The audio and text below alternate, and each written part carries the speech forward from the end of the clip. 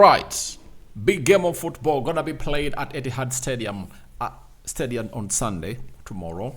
Capacity is 53,400 people, and Arsenal is really gonna be going down there when they note it that they are at 2 points behind the side of Man City.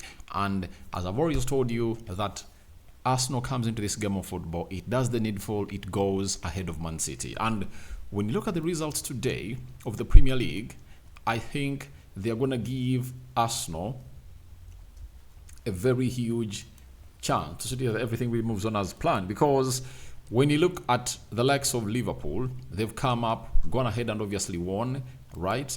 Liverpool has gone ahead to win today, and when you look at the table of the Premier League, Liverpool on top with 12 points, Man City are on top with Man City are second with 12 points, Aston Villa with 12 points, Chelsea are really having 10 and Arsenal is having 10, meaning that if Arsenal wins Man City tomorrow, they'll go on top of the Premier League table, right? But if they don't, then they'll be at 11 points and Man City will be at 12. Liverpool is on top, 5 games played. They've gone ahead, obviously, get 12 out of the many 15 points that they would have gone ahead obviously getting through as a side of Liverpool. So Arsenal has gone ahead to drop only 2 points, and Man City hasn't gone ahead to drop any point. They come into this game of football after them drawing into their Champions League games that they played. Arsenal drew away 0-0 at the side of Atlanta, and Man City drew 0-0 with the side of Inter Milan at Etihad. So it happens to be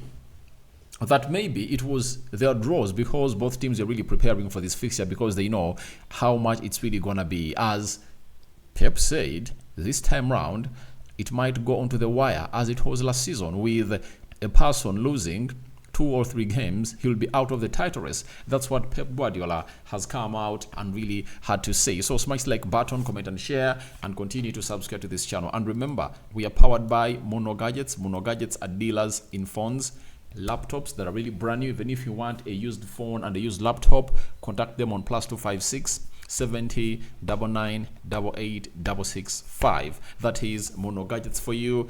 And you can as well follow them on Twitter. So you can follow them on TikTok, search for Mono Gadgets, and you'll thank me later. Now, we get into this game of football when Arsenal are really having the following players out: Zinchenko, Martin Odegaard, Tomiyasu, Kieran Tierney, Mikel Merino. You get all those players are really out. But Ricardo Carafiori returned, Bukayo Saka returned, Declan Rice returned, Gabriel Jesus is back. So at Man City, Nathan Ake and Oscar Bob, those two are really out of action, right? But Kevin De Bruyne, the manager of Man City, refused to rule this player out of this encounter. Last season, when Arsenal played here, the game ended 0-0 in favor of no one. But this time around, we want to see, can it take a different step altogether and see to it that this team really goes ahead to really get in the required shift altogether? All of that and more into the comment section below as we get into the probable starting 11 for the club of Arsenal. Now, if we go to the probable starting 11 for the club of Arsenal that is expected to come out and really do well in the game of Man City, obviously, we have the following players, and I might assume that you will obviously agree with me on this starting 11. Remember, he went ahead to make some changes as they played against Atalanta, but I still stick with David Raya in goal. Remember, in that game of Atalanta, David Raya went ahead to obviously start in between the stitches for the club of Arsenal. Then on the right back, no doubt about it, I believe it's really going to be Benjamin White to come in through and really put in the required shift altogether. And I note it that he's really going to be facing the likes of Jeremy Doku and Jack Grealish, and they're not going to be novices to him, but he needs to do the due diligence. Left back, obviously, Carafiori came off and played some minutes with the playing against Atalanta in Italy, but you don't give him a chance to start in this encounter, and all you have to do is to look at him as a person who is really going to be played off the bench, and it's going to be Julian Timber being played into the left back position for the side of Arsenal, and will be taking on Savinho. What a battle for us to enjoy and really watch hugely. Then, right-sided centre-back, it's really going to be all about a player called William Saliba. Right? Saliba is going to be played as the right-back for the on the right side centre back, and then Gabriel Magalhaes left-sided centre back. That's how Arsenal is really going to be looking like into that back four. And when you look at that back four, looks like it's the ideal back four for the manager of Arsenal. And you've gone ahead to see in the previous games, all ever since the season started and Julian Timber returned, it has been consistent. If at all you've been seeing it, even from the international break, Arsenal played the game of Spurs and they found themselves in a position of really playing like that. When they're playing against Atlanta, they're playing like that. And it looks like finally the manager of Arsenal really has his back four in there. We go to the midfield where a lot of contention is on. And let's see, for me, however much Partey was really struggling against Atlanta, and it really costed Arsenal a penalty, though it really never crossed the line, and it was saved by David Raya.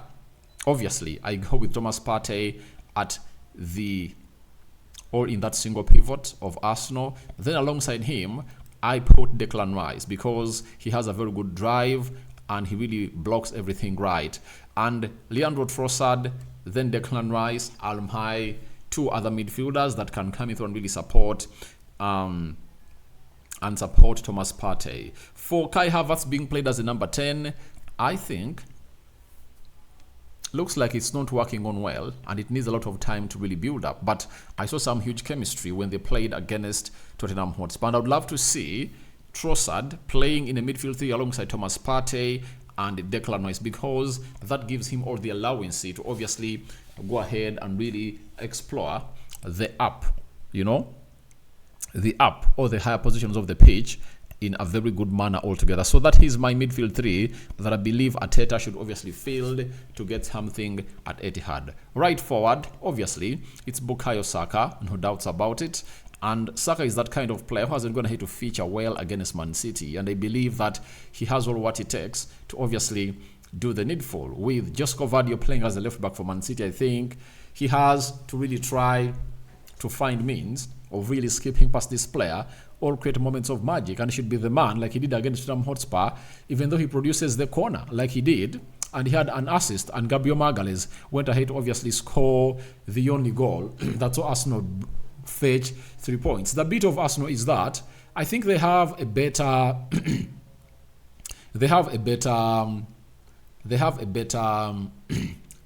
defense than that of Man City. You get, and they can really defend very well. But Saka, in those set plays, he needs to be really very, very, very accurate. And his deliveries should be on point to really give Declan Rice, Gabriel Magalhaes, and Saliba winning those balls and head them into the back of the net if possible. Then on the left, Martinelli for me. I'm going to hit people say Sterling. But I think these first 10 games of the Premier League season, let us give Martinelli a benefit of doubt. If he fails to click in those games, then I tell you what, he should stay off the bench, and maybe Trossard and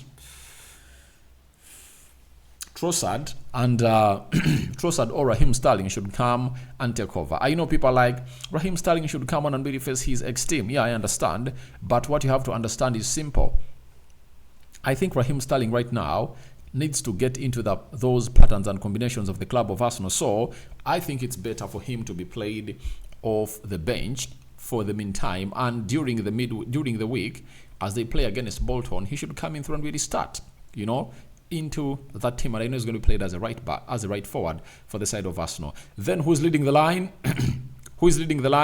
Obviously, I think it's going to be Kai Havertz. Though in the due course of the week, it was Gabriel Jesus who led the line. And Arteta might be a stubborn man and might be like, let me get Gabriel Jesus to lead the line because I need a person who is really going to be a pressing monster into that game of football. And it will depend on him and what he'll be willing to do. So that is my probable starting 11 for the side of Arsenal.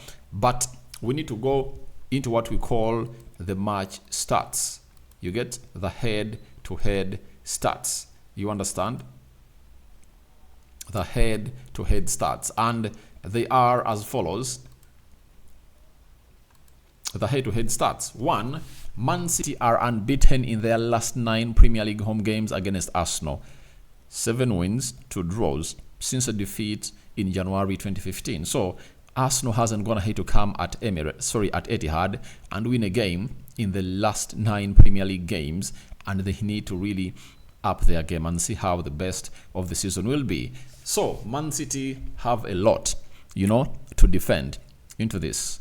Arsenal earned 4 points against Man City in the Premier League last season, double the amount they had from their previous 15 such meetings with the Citizens. 0 wins, 2 draws and 13 losses. So it shows you that Arsenal had gone ahead, obviously, not to win against Man City, but them coming in through and obviously putting the Rokani all together into this beautiful game of football, it really gives them a very good goal and huge goal into the mix. And that is the side of Arsenal for you. So they had a very huge milestone last season, and we wait to see how this season it's really gonna take off. Thirdly, Arsenal kept a clean sheet in both Premier League meetings with Man City last season, having conceded at least once in their last 16 games against Citizens. Beforehand, they had conceded 40 goals. So that is one of the things that should be given a very huge look at, by the way, that Arsenal have found themselves in a position of keeping a clean sheet. Last season,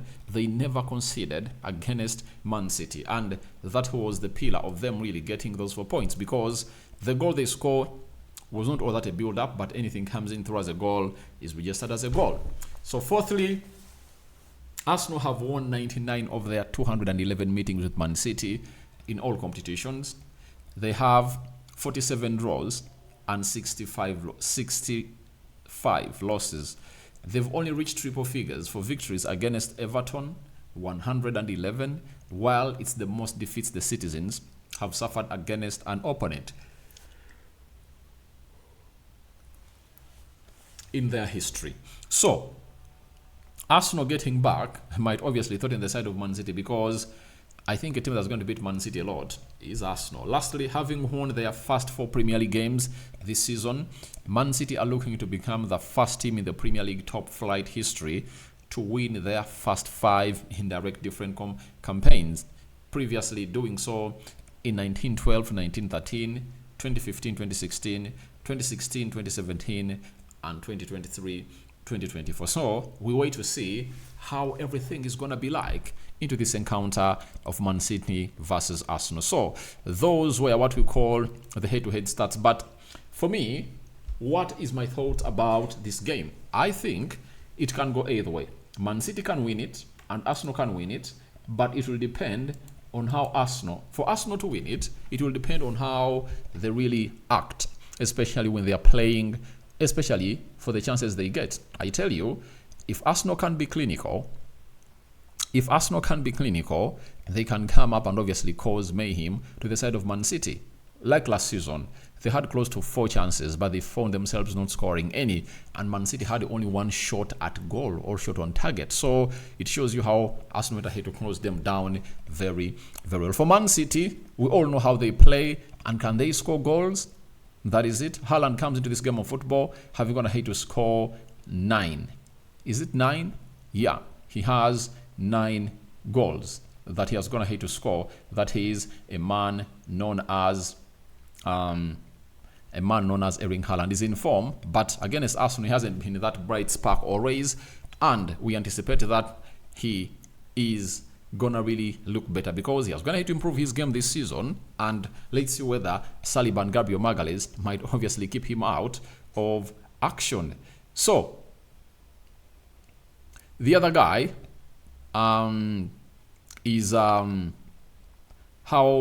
Arsenal will react. That is it, because it's gonna be reactionary into the making. So I go in for me, I'm predicting a draw, like a 1-1 draw.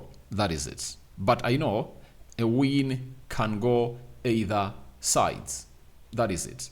And that's why I'm really predicting a draw for these sides, because if Arsenal had Odegaard, by the way, I would have come and said that maybe they can factor out something because they can produce a moment of magic. But Arsenal fans, before I sign out, don't moan about Martin Odegaard. In this kind of game, Arteta is not going to come to play head-to-head. You understand? All what he's really going to be doing is doing the due diligence to obviously play it safe. Play a low block. After playing a low block, then he'll look out for a chance to see it that his team really finds out a goal. So Odegaard, I think, might return after the international break, all else around November. So my prediction is a 1-1 between Arsenal and Man City. I don't know what your prediction is. So guys, thank you very much for watching through. Rokani David is my name. I sign out for now. See you later. But it's a big one tomorrow, and I'm returning with the match, the probable starting 11 for the side of Man City as they take on Arsenal, and we know what we call the combined 11 will be coming in later in the morning, right? So we out, and bye-bye for now. So continue to subscribe because we want to hit 30,000 subscribers, and let's see close to 200 likes much of this video, and I'm waiting for your reactions into the comment section below about this narrative and picture that we've gone ahead to paint as a side of Rokani David in here for you, the viewers of the Rokani Media Football. We out, and bye-bye for now.